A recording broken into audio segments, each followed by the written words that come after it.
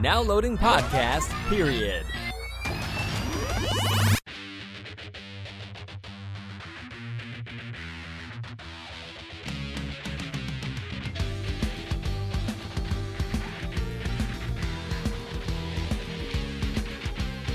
Hello, everybody, and welcome to Podcast Period, the internet's stupidest podcast. I don't know why I paused there. My name is Ben, and with me today, as always, is my co-host David. It wouldn't be Podcast Period if we didn't screw something up along the way, right? I mean, I don't think I've screwed up the intro ever. Oh. So, any oddities that have happened with the intro before have been intentional. This was just like, this was a brain fart. That was bad. I think I'm getting dementia. All you had to do was say it was intentional. I mean, I could have said that, but well, didn't really think about it until now. So here we are. Okay, so as per usual, we have some articles that David and I have procured from all corners of the internet, aka mostly tech websites, because that's what we're into. So yeah, first up is the Xbox Series S console leak, which was confirmed because of some leaked controller packaging.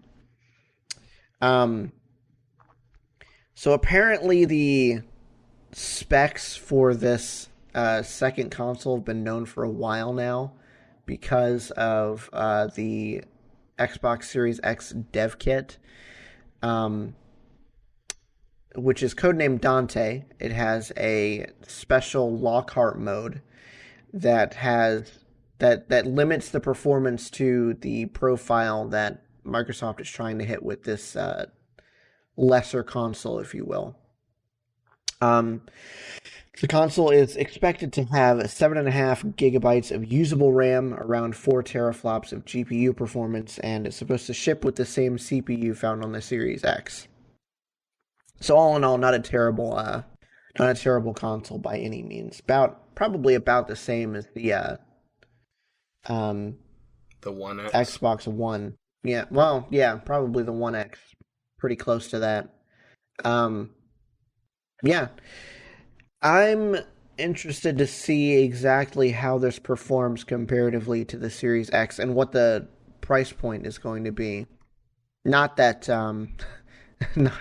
not that I'm still planning on buying one. I'm still probably going to eventually buy a PS5, but still interesting to see that they're sticking with this two console situation that they've got going on, whereas as far as we know anyway, Sony is only offering one. So we will see how everything performs when it finally comes out. I don't know. It's one of those things that they're doing it by limiting performance on what they expect the Series X to do. So is it going to be just something that they artificially limit, or is there like binned silicon going into it that, let's say it couldn't muster Series X specs, so then they just downclock it or whatever they need to do to get their Series S? Or did they intentionally it's the same CPU? It's the same CPU as far as the CPU goes. So, yeah. I mean, it's possible that it's just a cut down GPU, because I don't know what the specs are as far as the Series X GPU are. Yeah, gotcha. So, let me look that up real quick. Ugh. Teraflops Series X. Let's see. What does it say? Oh, it's 12 teraflops. Interesting. Oh, so we're going So this is like a third. Yeah. Holy cow. Huh. Wow. Yeah, I don't think that's a binning thing. This is definitely more of a cut down GPU sort of thing. Yeah. But I mean, it makes sense this is... Have they said how much the Series X is going to be yet? I have not seen anything about official pricing from either company about next-gen consoles, so... It wouldn't be surprising if it wasn't. And I'm going to place my hedges now. I think both of them are going to be at the $500 to $600 mark. Yeah, the Series X and PS5. That is. Let's say that the Series X is $599 or $499. I would say this is probably a good, I don't know, $150 off. Yeah, that's what I'm thinking. So, I mean, for people who don't want the full fat thing, which, I don't know, just depends on what exactly, what benefits it actually offers. I don't know. Could be a good option for people. Yep. So, we'll see. All right, you want to move on to one of the sadder news of the show? Yeah. So, and we've gushed about it before, and I was really excited to see what this could be, but well, we'll see how it turns out.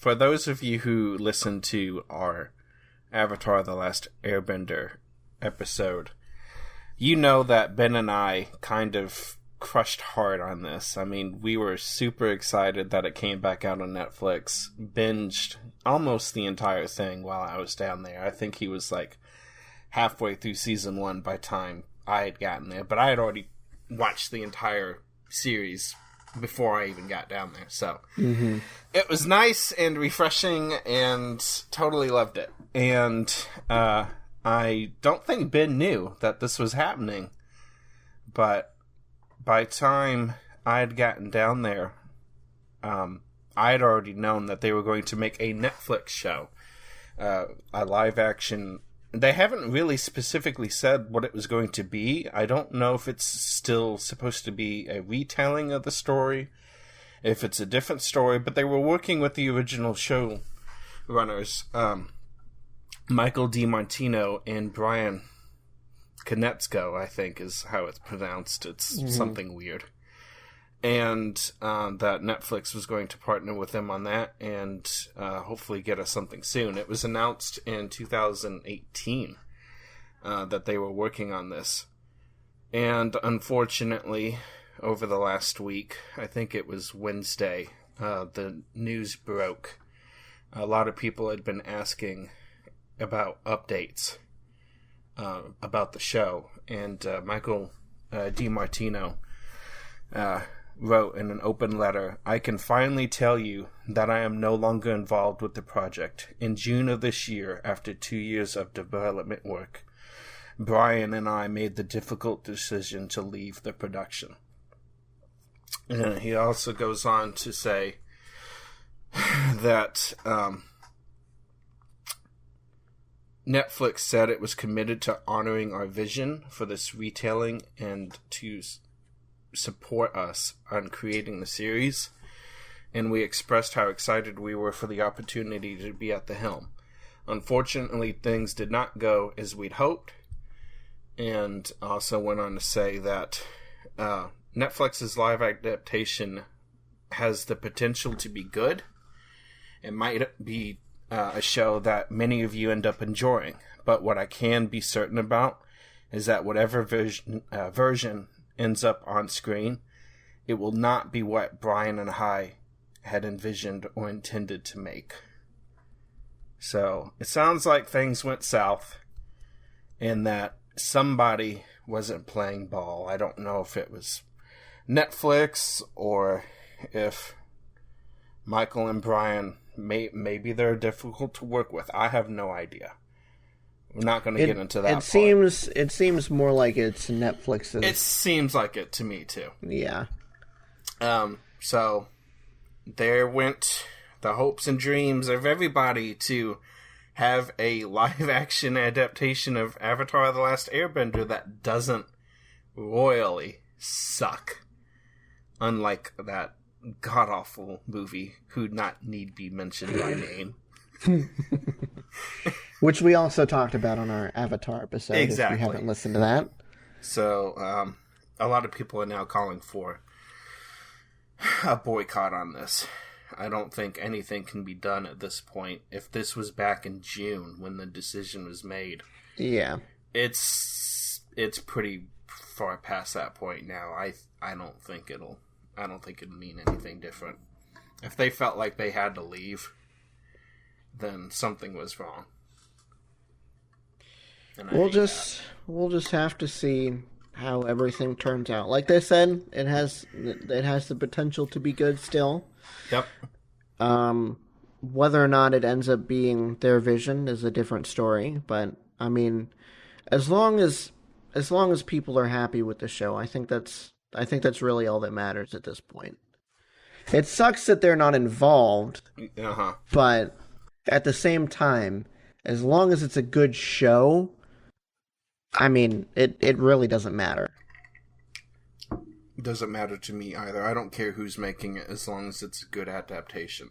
Mm-hmm. If it sucks, I'm going to let you know. If it's good, I don't care who did it. Exactly.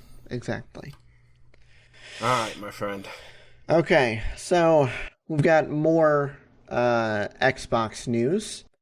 So Microsoft has just announced that the Series X is going to be launching this November. In their announcement, they mentioned that more than 50 new games are planned for this year across generations and optimized for Series X, including Assassin's Creed Valhalla, Dirt 5, Gears Tactics, Yakuza Like a Dragon, and Watch Dogs Legion. They also mentioned smart delivery, which means that you only have to pay for a game once, and you can play across any console version that you might end up having. They also mentioned new games developed for the Series X and the fact that it's launching with Xbox Game Pass, including exclusives like The Medium, Scorn, and Tetris Effect Connected. And they also announced more than 40 popular games newly optimized to take full advantage of the Xbox Series X, such as Destiny 2, Forza 4, Gears 5, Ori and the Will of the Wisps, and Madden NFL 21.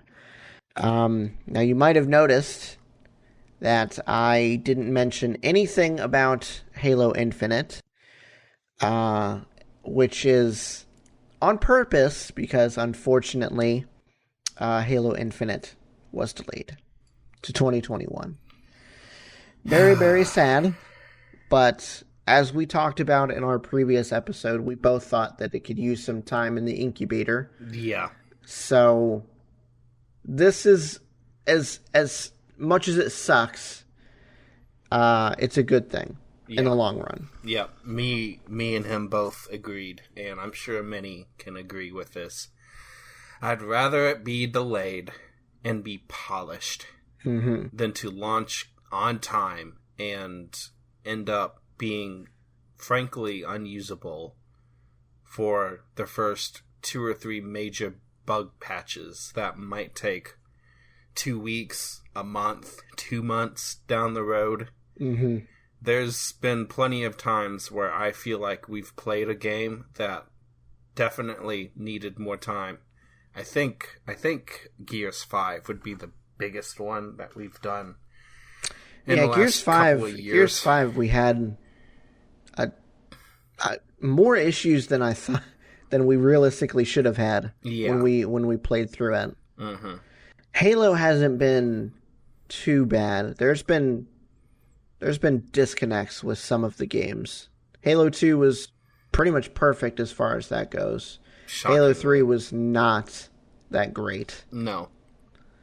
I think Halo 1 was pretty good too. And Halo Reach was about Halo Reach was about the same as Halo 3, I think. But for the most part, it's getting better, and it's probably because we play these games so close to release that, there's bound to be some bugs. It's unfortunate, but that's just the way that things work nowadays. So I'm going to go ahead and read the announcement, and then we can move on to our next topic here. So this is from the official Halo Twitter account. Today I want to share an important Halo Infinite development update with the community. We've made a difficult decision to shift our release to 2021 to ensure the team has adequate time to deliver a Halo game experience that meets our vision. The decision to shift our release is the result of multiple factors that have contributed to development challenges, including the ongoing COVID-related impacts affecting us all this year. I want to acknowledge the hard work from our team at 343 Industries, who have remained committed to making a great game and finding solutions to development challenges. However, it is not sustainable for the well-being of our team or the overall success of the game to ship it this holiday. We know this will be disappointing to many of you, and we all share that sentiment. The passion and support the community has shown over the years has been incredible and inspiring. We wanted nothing more than to play our game with the community this holiday. The extra time will let us finish the critical work necessary to deliver the most ambitious Halo game ever at the quality we know our fans expect. Thank you for your support and understanding. Chris Lee, Studio Head, Halo Infinite. So, yeah.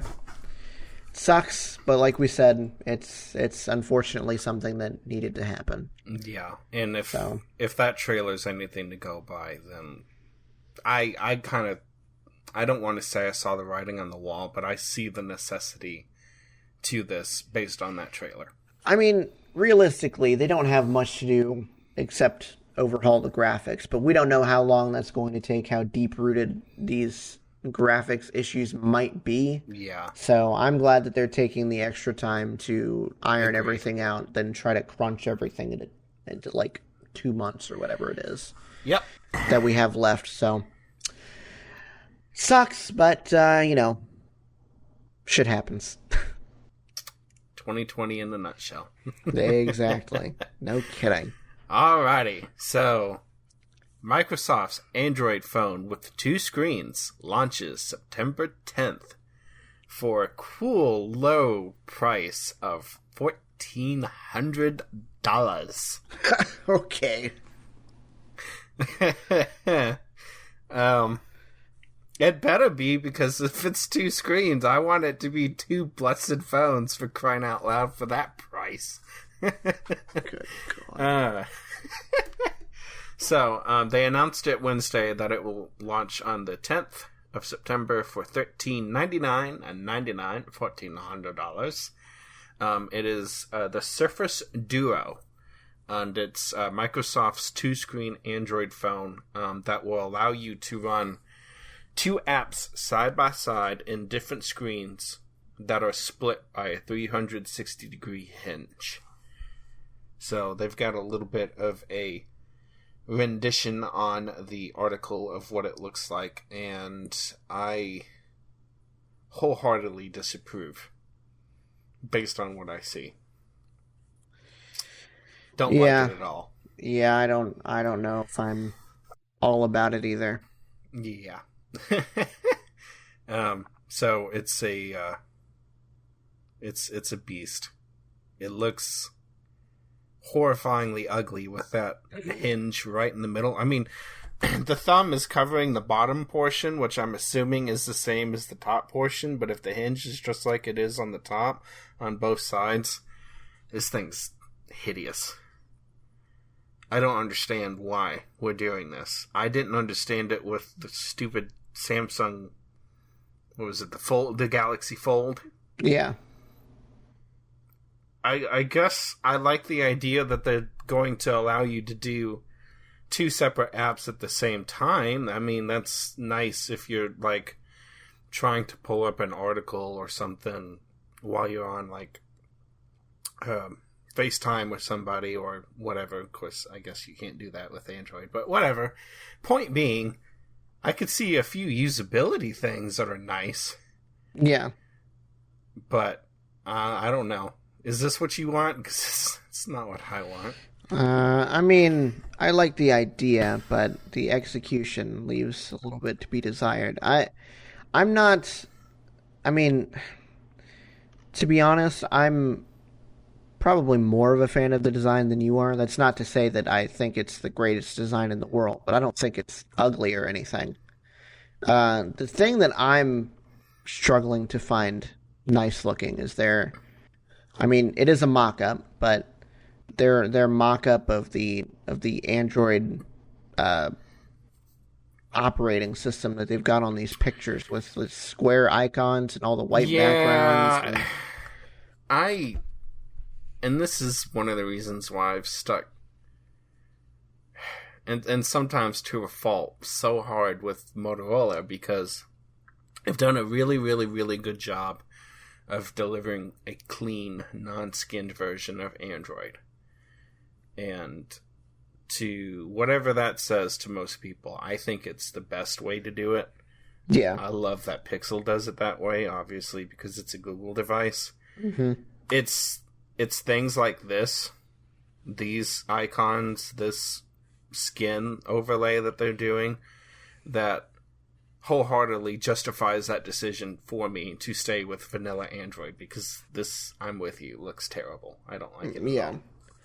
The square icons are most of what does it in for me. I mean, I don't get me wrong. There's nothing wrong with square icons in and of themselves, but I don't know. These just look ugly to me.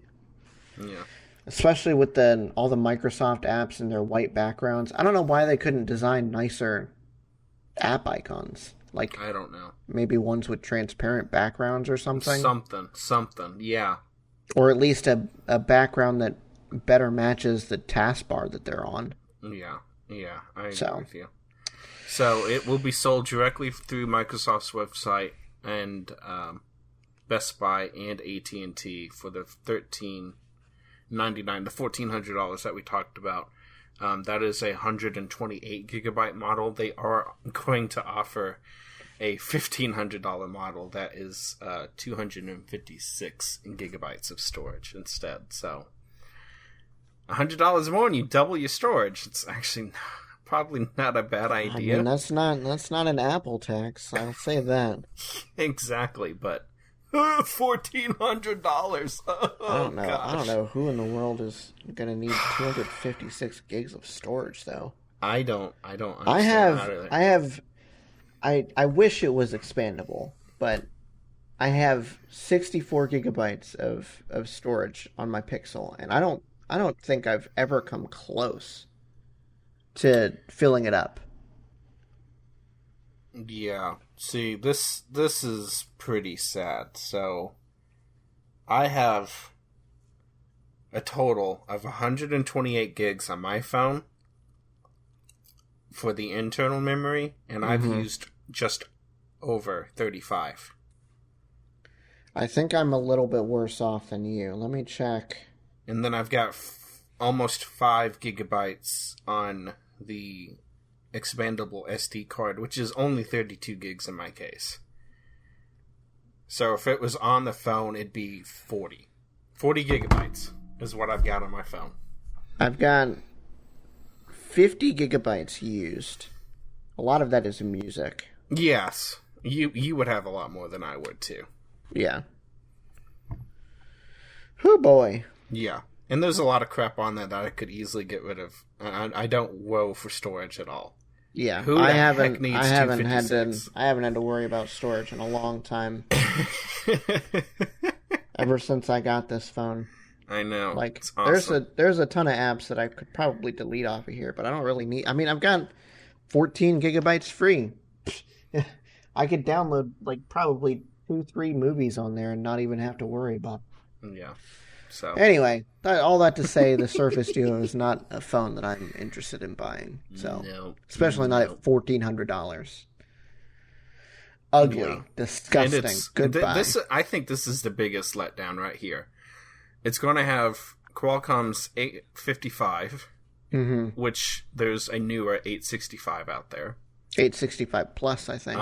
Yeah, the Plus. So they're not even using the newest processor, and it's not even going to support 5G. This is a $1,400 phone, and you're not shipping it with and there's no specs. And there's no NFC.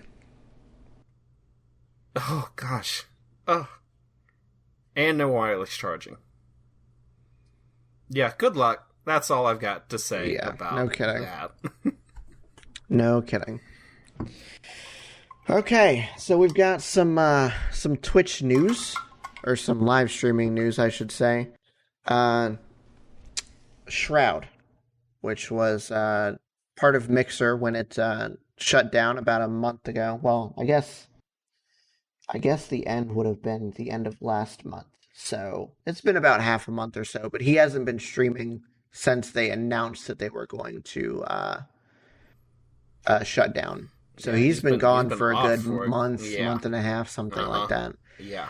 Well, 2 days ago, he returned to Twitch. He put an announcement on his Twitter 3 days ago, which obviously blew up.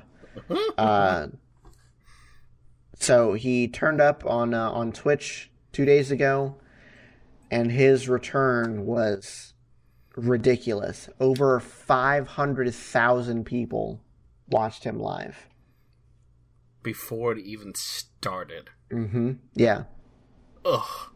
And this is in contrast to Dr. Disrespect, who also recently came back from a month off, but he's not on Twitch. He got banned from Twitch. It's a whole big story. Mm-hmm. And he moved over to YouTube with, a lot of people obviously watching it because they wanted to see if he would say anything about his ban, which he did, but we still don't have an official reason for it yet. So we'll talk about that whenever that comes up, if it comes up. But I like Shroud more than Dr. Disrespect anyway, which is why I didn't base this topic on Dr. Disrespect. So yeah, 500,000 people showed up to watch his Twitch stream. He was responsible for 80% of the Valorant viewership that day. Phew. Ridiculous. Ugh. Oh my gosh. Yeah, that's insane. Yeah, well, that is insane. You know what? He's a damn good player, so I wish him all the success. I'm glad he's back. I was just thinking he was just going to wait for the right opportunity or something. Take a little break, whatever he wants to do, recharge his batteries. It's okay. I knew he was coming back. I mean, but it was realistically, it's been a month. Realistically, he could have taken a lot longer break than he did. I mean, if the reports are true, he's got it. I mean, provided he hasn't blown his money. This you gotta preface it with that. Provided he hasn't blown his money, he should not have to work the rest of his life. Like literally. Not if he's smart. You get a good accountant, a nice investment portfolio going. You are set. Yeah. For the amount of money that Microsoft paid him, and apparently, Twitch. He's exclusive on Twitch, so he's made a deal with Twitch too. So God only knows how much money he's made there. Yeah, I don't like to think about it. It's money I don't have. Yeah, I know. It's disgusting money. Anyways, I'm just glad that Shroud is back. I haven't watched him for a while, ever since he stopped streaming PUBG regularly, but I'm gonna have to hop on his live stream every once in a while. I just like the guy. He's a good dude. Yeah. He's calm and he's a darn good player. Yeah. 100%. He seems really down to earth and not like over himself. Like he's good, but he's not over himself good. Yeah, exactly. He's not I mean, I know Dr. Disrespect is a character, but yeah. It's still too much for me. He is way too egotistical. Shroud is like the perfect balance of a darn good player and a down to earth human being. Yeah. And he deserves everything he's gotten. Mm-hmm. So anyway, yeah. Let's move on to our last couple topics. Alrighty, so something else that Shroud is good at. Fortnite got banned from Apple and Google app stores. and Epic is suing. So, Fortnite maker Epic Games has filed a suit against the tech giants that removed their game from the digital marketplaces. It is basically all over payment disputes, which does not surprise me at all. Right now, neither of them are allowing the users to download and install Fortnite on phones through their digital marketplaces. You could probably sideload the APK on Android pretty easily, so there's ways to get around that. More than likely, yeah. I think that's originally how they had it on Android anyway, was you had to go to their website and download it. Yeah, probably. But I don't... See, I'm not familiar enough with iOS to know if it's easily done on Apple or not, but... Probably not. Not unless you're jailbroken. Yeah, because, I mean, they've got that thing locked down. Yeah. So, the heart of the dispute is whether Epic has the right to include a direct payment service in its Fortnite app, circumnavigating Apple and Google payment systems and the up to 30% charge that they levy on each transaction. So, it also alleges, Epic's lawsuit, that is, that Apple has become a behemoth seeking to control markets, block competition, and stifle innovation. Apple is bigger, more powerful, and more entrenched, and more, pernicious? Sure. Yeah, sure, we'll go with that. Than monopolies of yesteryear, Epic says in the lawsuit. Apple's size and reach far exceeds that of any technology monopolist in history. So they're mad because they tried to skirt around Apple's 30% fee and Google's, apparently. And I don't say I blame them, because that's a huge fee to have to pay on every single transaction. Yeah. I'm not surprised about Apple pulling it. I am a little bit surprised about Google, though, because Google's gotten... They have it, but they don't seem to actively try to force their different creators, app developers, to use Google payment services.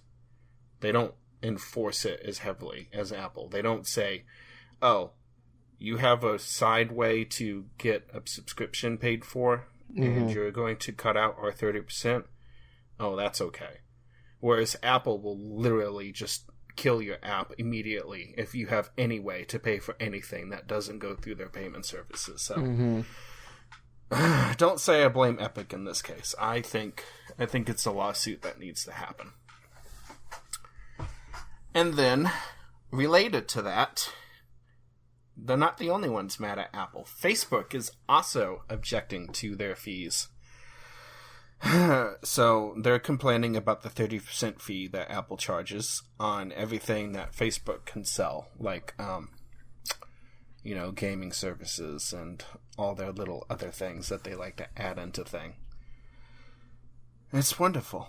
Everybody's going to go after Apple for this. So I wouldn't be surprised if they don't start a lawsuit at some point.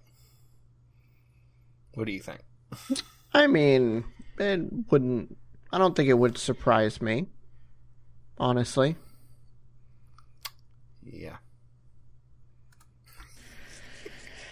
Gotta love Apple, right? Uh-huh. So, that's it. Lawsuits and delays. Wonderful. Okay. All right, let's get into our discussion topics then. We'll start with mine.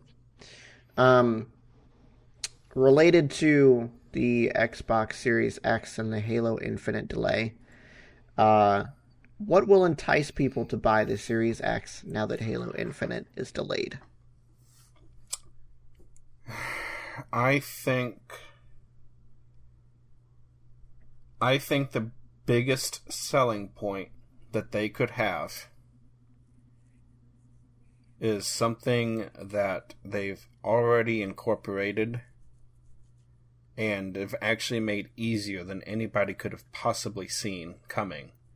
And that would have been full backwards compatibility with every single game Xbox has made Mm-hmm. over the last few generations, including... I mean, you could make the argument the original Xbox games, but at this point, they're so old. I don't really know if that would be a huge selling point. That's a niche market.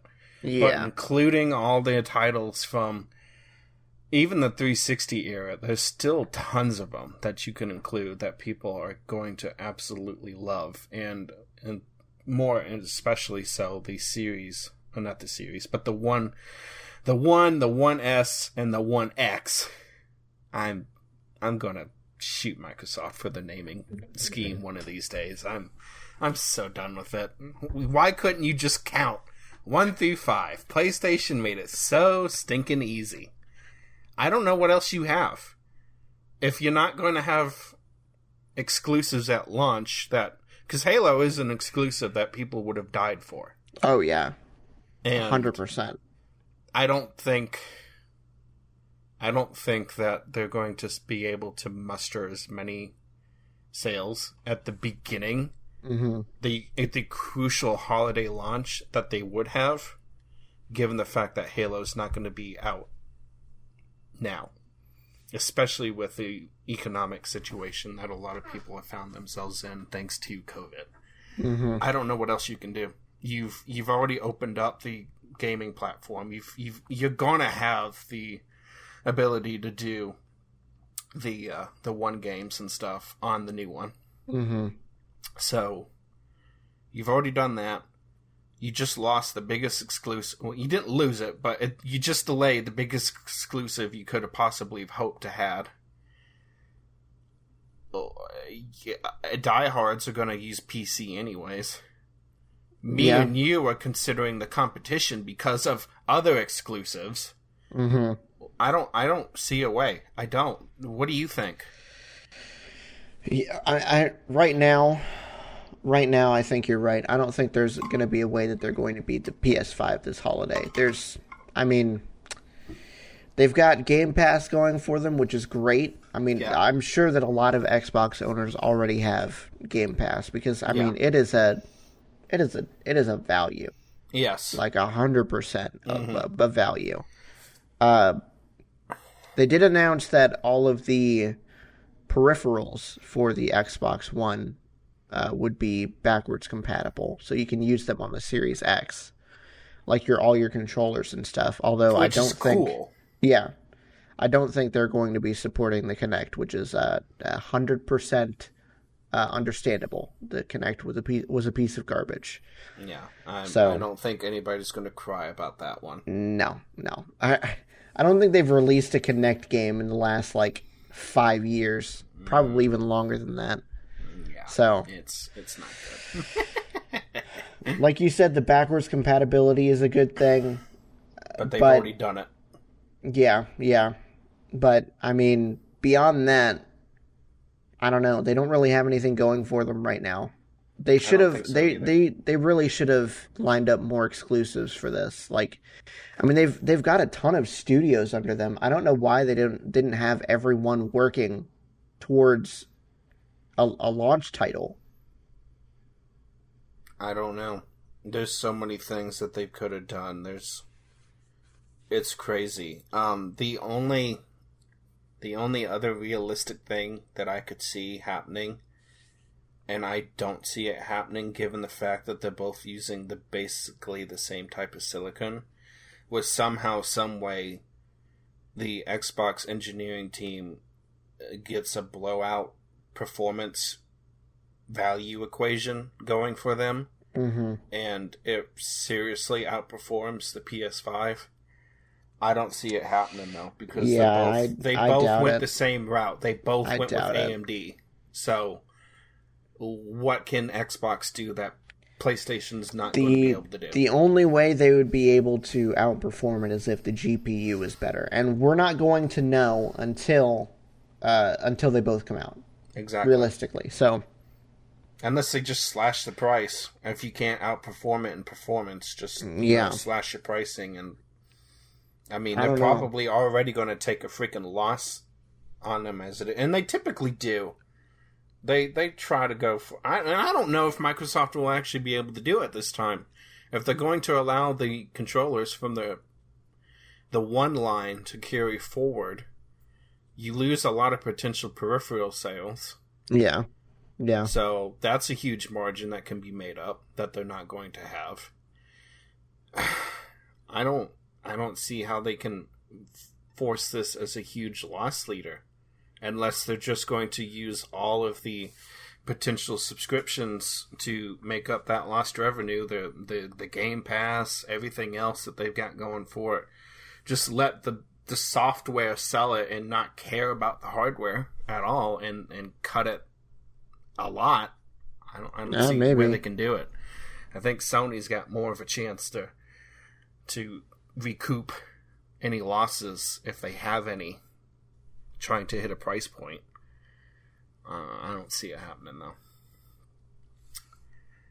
Just another reason why I didn't buy any of them at launch.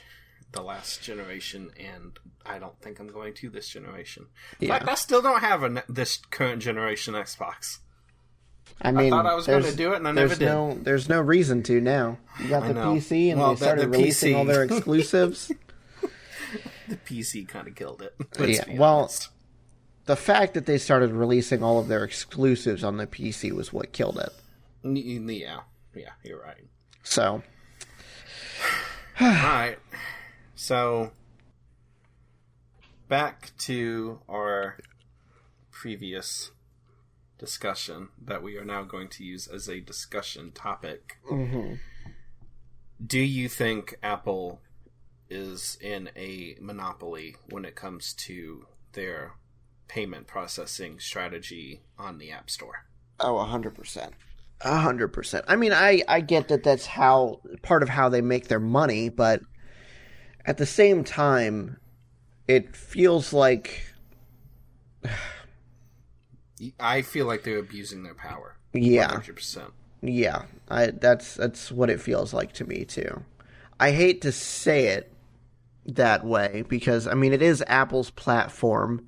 It's not like they've guaranteed any sort of free speech or anything like that, and you have to adhere to Apple's terms and conditions in order to be on the App Store.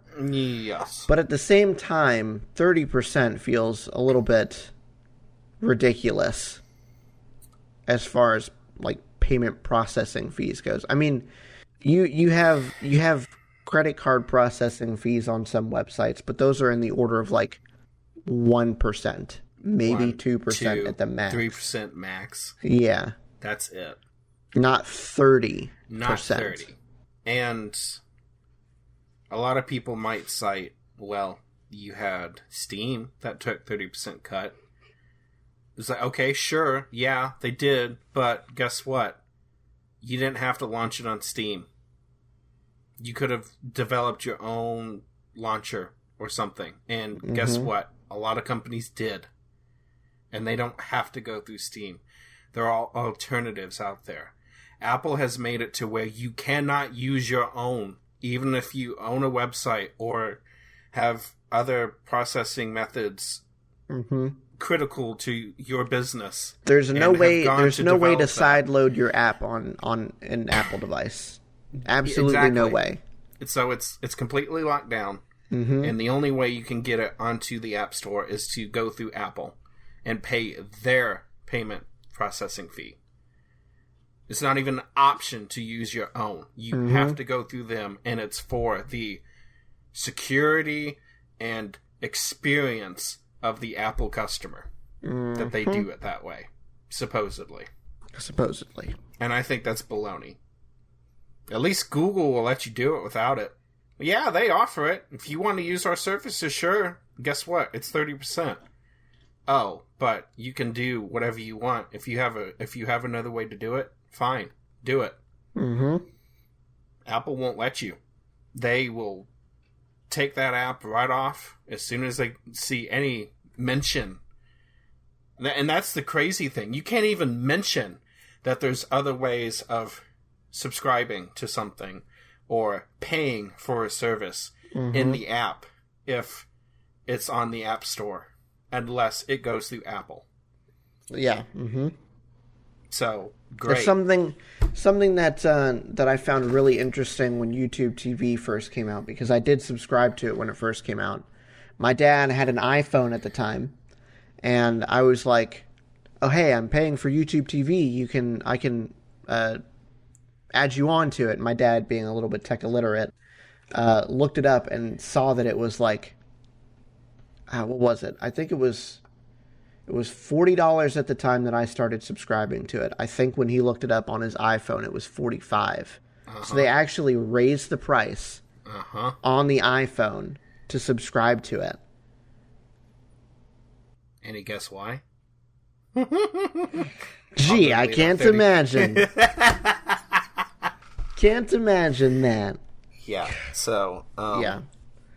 If They've been doing it for a long time. Yeah. YouTube TV's been out for a good year, 2 years, something like that.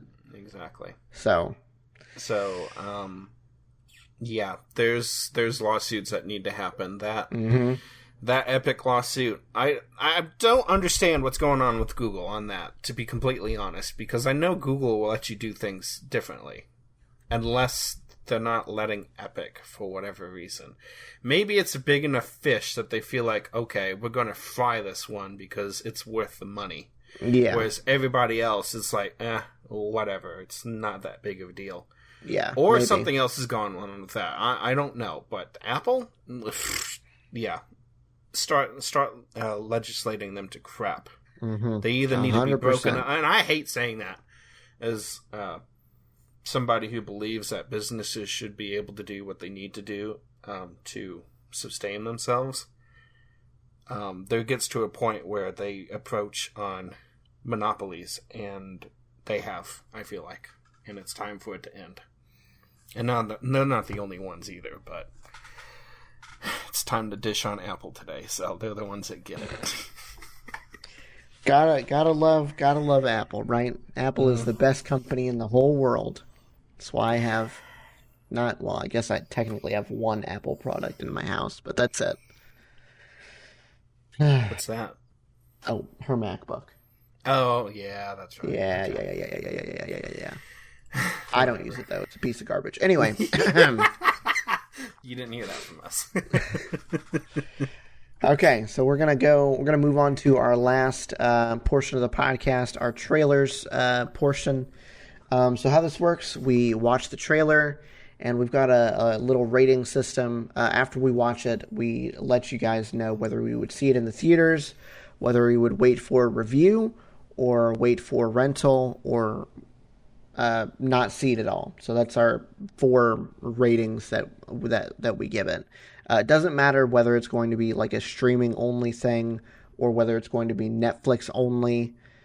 We might amend the ratings a little bit for that if we notice it, but it doesn't matter in the grand scheme of things. So anyway, first trailer we've got is for A Call to Spy. We're desperate for information about France. Churchill has asked us to create a secret army of spies.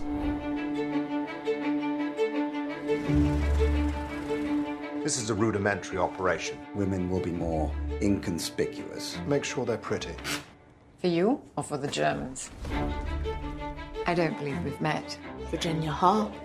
We could set her up as a journalist. Good Lord, Vera, she has a wooden leg. Would you suspect this girl's a spy?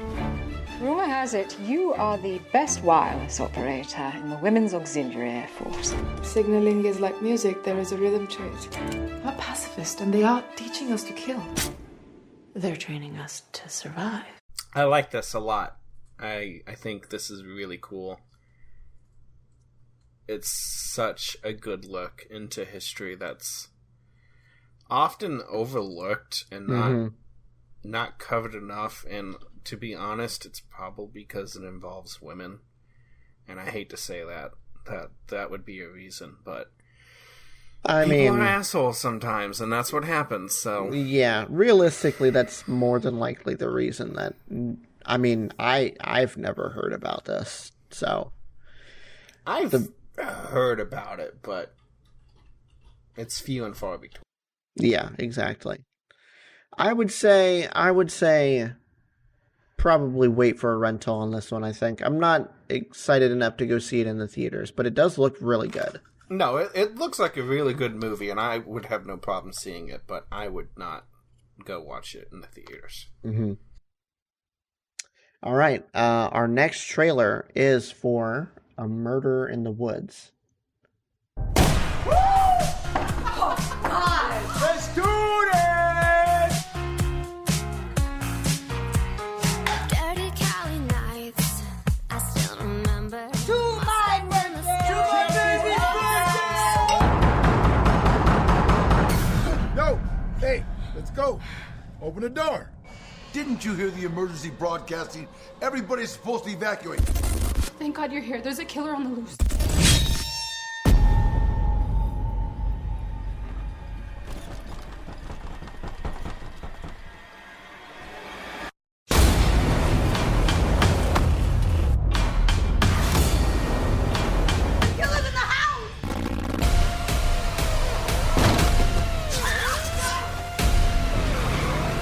You came to protect us? I came to get laid.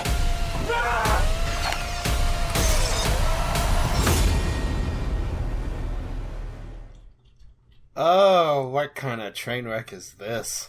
I was gonna say the same thing. It looks interesting, but it suffers from the same problems that if you didn't listen to our last episode, we did a special little thing at the end where the first trailer of the second, the terrible one, it suffers from those same issues. Mm-hmm. Yeah, I agree. Although I would have to say it doesn't fare as badly in my book. I would still no. I think I would wait for a rental on this one. I'd see it. It's stupid enough that I'd want to see it. Yeah. I would not go see it in the theaters. No. Nope. But it is stupid and funny enough. It made me chuckle. So I mean, it's got Danny Trejo in it. I like Danny Trejo. Yeah. So wait for a movie rental on that for sure. All right. Our next one is Rent-A-Pal.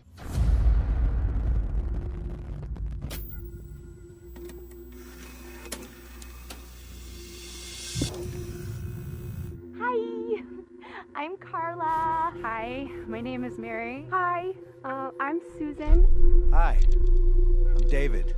I'm 40 years young, and I live with my mother. It's okay. Good night, Mom. I'm looking for a deep connection, someone I can give myself to, completely. Hi, I'm Andy. Thanks for being here today. I've been waiting for this moment for what feels like forever. To friendship. We're gonna get to know each other, talk about whatever you want, but more than anything, we're gonna have some fun. Too bad. And hopefully, it's the start of a beautiful relationship.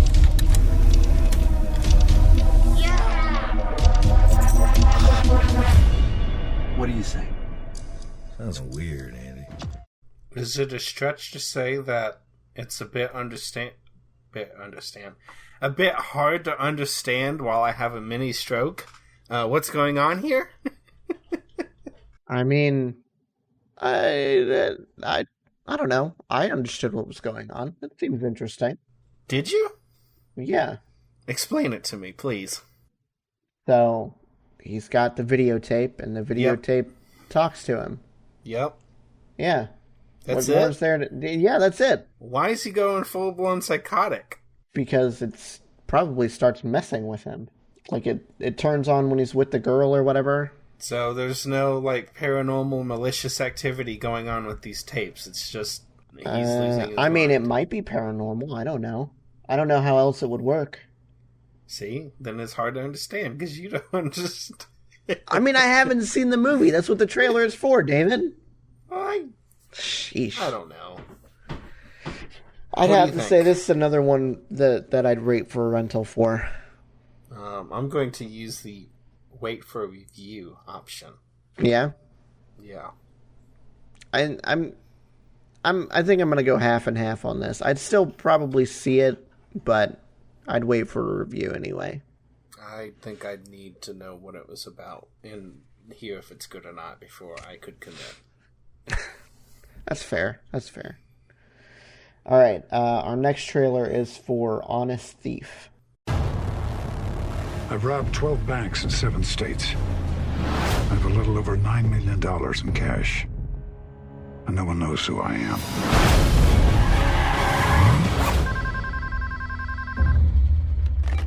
Federal Bureau of Investigation. I want to turn myself in. I want to make a deal. What kind of deal? I hand over all the money I stole in exchange for a reduced sentence. It's important. And what's so important about it? I met a woman. I want to be with her for the rest of my life, without lying about my past. Special Agent Hall, this is Special Agent Evans. Where's the money? The man is telling the truth. We can take this money for ourselves. Let's do it. Whoa, I'm turning myself in. FBI, open up. What exactly is going on? His real name is Thomas Dolan, former Marine, demolitions expert. He needs to come clean. I'm not a bank robber anymore. With the murder one charged for killing one of their own, the feds will come after me and keep coming. If those 2 crooked cops are willing to kill another agent, what are they capable of doing to you and me? My girlfriend, she had nothing to do with this. Agent Evans, I'm coming for you. Do what you have to do.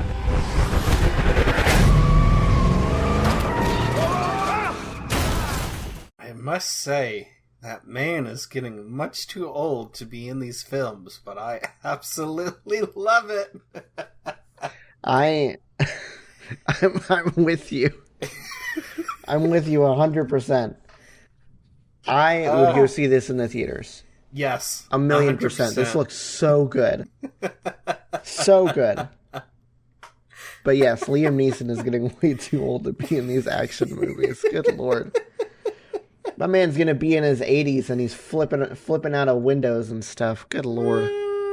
How old is he? I got to look this up. How old is Liam Neeson? He's 68. Whew. Good Lord. Well, on him. Good for him. All right. Our next trailer is for Chemical Hearts. You are never more alive than when you're a teenager. Your brain is flush with chemicals that can turn your life into a story of epic proportions. And yet, by the start of my senior year, nothing interesting had ever happened to me. Then, something finally happened. Hi guys, come on in. Grace just transferred here from East River. I think you make a truly dynamic editor-in-chief duo. I'll help with editing and design, just not writing. Hey, why'd you give up writing? I was asked to write something about someone really important to me, but I just couldn't find the words. It's funny, because I can't find the words when I talk, and you can't find the words when you write. Have you ever had a girlfriend? No. Why not? I don't know, I'm not really good at this stuff. I feel like I don't know anything about you. I used to be good at socializing. What changed? 9 months ago, car swerved coming around a bend and flipped. Come here.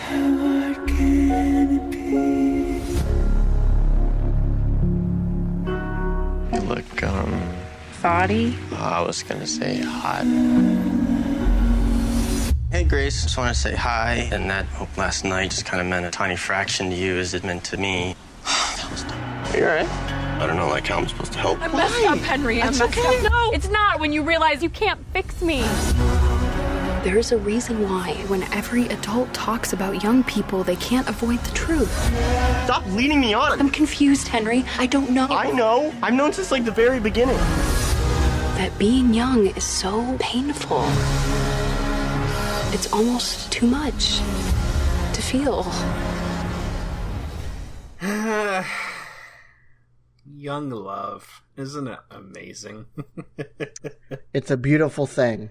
It's a terrifying thing. I have to say, I will see this movie when it comes out, but maybe it was just me, but like the first half of the trailer really felt like something was going to go terribly wrong and it was suddenly going to turn into a horror movie. Was that just me? I don't know where you get the horror movie, but it just the way that it was shot and like the music choice that they chose for like the first half, it really felt like something that was going to cut and then it was going to be like, oh God, I killed her, or oh God, she's dead, or oh, I don't know. I get the feeling that something was going to happen. I'm not disagreeing with that. I don't know that I would go towards the direction you did with horror, per se, but I totally get where you're coming from. Because it did feel like there was going to be like a huge tonal shift, especially right in the middle where he's on the phone reminiscing about the night before. Yeah, and I'm so ready for like, oh God, she died somehow, car accident, this, that, or Lord knows what, overdose, I don't know. And then it's happy and somber again. It's like, wait, what? That's not a tonal shift. It was a little weird in the way that they structured the trailer, but I do have to say I'm looking forward to it. It looks good. It looks good. Yeah, I agree. I would definitely see it. I don't know that I'd see it in theaters. Mm-hmm. Yeah, I think this one would be a rental for me. Though. Well, see, it goes on Amazon Prime. Yeah. But if we're sticking with our rating system, I would wait for a rental. I would wait for a rental, but since it's going to be on Amazon Prime, I'm totally watching it as soon as I can. Oh, yeah. 100%. When does it come out? All right. It doesn't say. Oh, August 21st. Nice. Yeah, another week. Okay. Our last trailer of the episode is for After We Collide. The entire world is a collection of memoranda that she did exist and that I have lost her. This is our story, Tessa's and mine. We're like an addiction to each other with equal parts pleasure and pain. You hurt me and I can't forgive you. Tessa, I want another chance. I'll try, whatever it takes. Hardin's your son, but he is not without his challenges. Is he sorry? Excuse me, sir, can you hold the elevator, please? Asswipe! Tessa, welcome to Vance Publishing. She makes quite the impression. Wow, Hardin Scott? I didn't peg you as a bad boy type. Let me ask you this. Are you in love with him? You're never gonna trust me. Trust you? Where has that ever gotten me? I thought that things were getting better, but I don't know how to fix it. There is no you're Tessa anymore. This thing between you and Hardin, it's not gonna end well. Whatever our souls are made of, His and mine are the same. there's no one else for me, Tessa. No one. That's another different and interesting one that I'd probably go see, honestly. Yeah, I'd say I'd go see it. This is a sequel to a movie, though. What was the first movie? It's Hold a on. sequel? Yeah. You didn't notice in the thing it said the second chapter or something? I did notice that, and I just now noticed it the first time this time, but I didn't pay attention to what it... I didn't catch it fast enough. Let's see. It's the sequel to the 2019 film After. Sure. Maybe we'll have to see the first movie before we see this. Maybe. Anyway, yeah. This looks interesting, especially considering it's got Dylan Sprouse in it. Yeah. I was like, oh. I couldn't quite tell which one it was at first, and then I don't know why. I think the glasses threw me for a second, and then after I saw a shot without the glasses, it's like, oh, it's Dylan. Yeah. I like his hair like that. I've only seen them with longer hair, but he looks good with the short like comb over. Yeah, it looked good. I liked it. I've never seen the other guy though. I'd say this is probably a wait for a rental for me though. Yeah. I could see that. I don't think I'd go see it in a theater, but I would definitely see it. Yeah, I haven't seen. I've never seen this guy either. Let me see what else he's been in. He was in Harry Potter. He was? Harry Potter and the Half-Blood Prince. Oh. Oh, as Tom... He was Tom Riddle. Oh! Okay, yeah, I do see that Oh, now. he was... Okay, he was Tom Riddle, one of the like, younger versions of Tom Riddle. Yeah. No, I totally see that. He really hasn't been in a whole lot. This is like the first... See, he was in After, and then After We Collided. He was in The Silencing, which came out this year. So and a couple of TV series, but that's it. Yeah. Interesting. He seems like a pretty interesting actor. Cole that is in Riverdale? Riverdale? I'm pretty sure that's Cole. Is it Cole? Riverdale Sprouse. Let's see. That's one way of typing, yeah, Cole man. Sprouse. Okay. Yeah. I think Dylan, that's the only thing that Cole's in right now.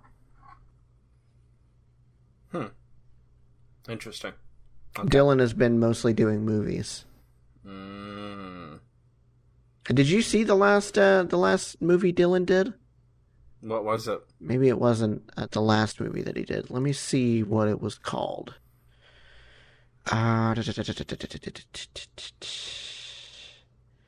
Dismissed. Did you see that? Nope. It was. Is it good? It's a really good movie. Nicole and I watched it a while ago. It's Okay. It's basically Dylan Sprouse playing this straight A student. He's supposed to be super duper smart. That makes sense. This teacher that he ends up getting into a class that this teacher teaches, and this teacher kind of shows him that he's not all he cracked up to be, which kind of angers him. It's a really, really interesting movie where Dylan plays the bad guy. So yeah, you should watch it. I'm not explaining it very well at all, but it's good. Between them two, I could honestly probably watch anything they do. I don't... Freaking Sweet Life of Zack and Cody was childhood, so... Yeah, I feel you there. Doesn't take much to want to watch something that they're involved in. All right, well, I think that's where we're going to leave this one. Thank you guys so much for listening. Be sure to leave a rating on whatever podcasting platform you happen to be listening on. And we'll see you guys in the next episode.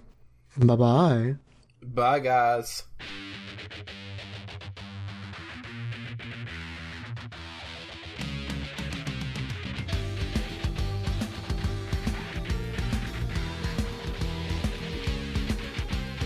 Thanks for listening to this episode of Podcast Period. This episode was hosted and produced by Ben and co-hosted and edited by David.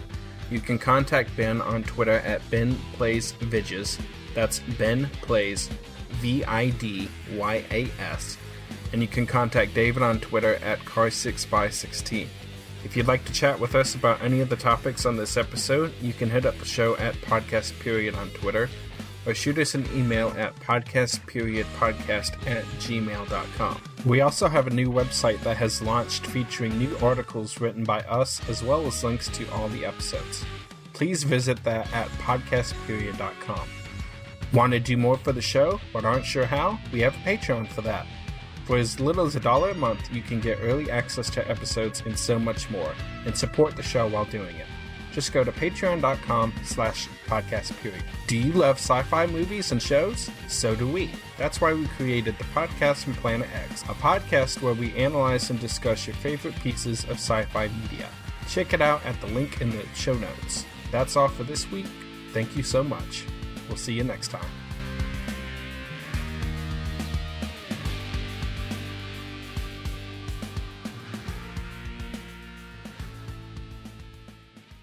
This was a Nerdgasm Podcast production. Well, that was another in a long series of regrettable life choices. Served at nerdgasmpodcast.com.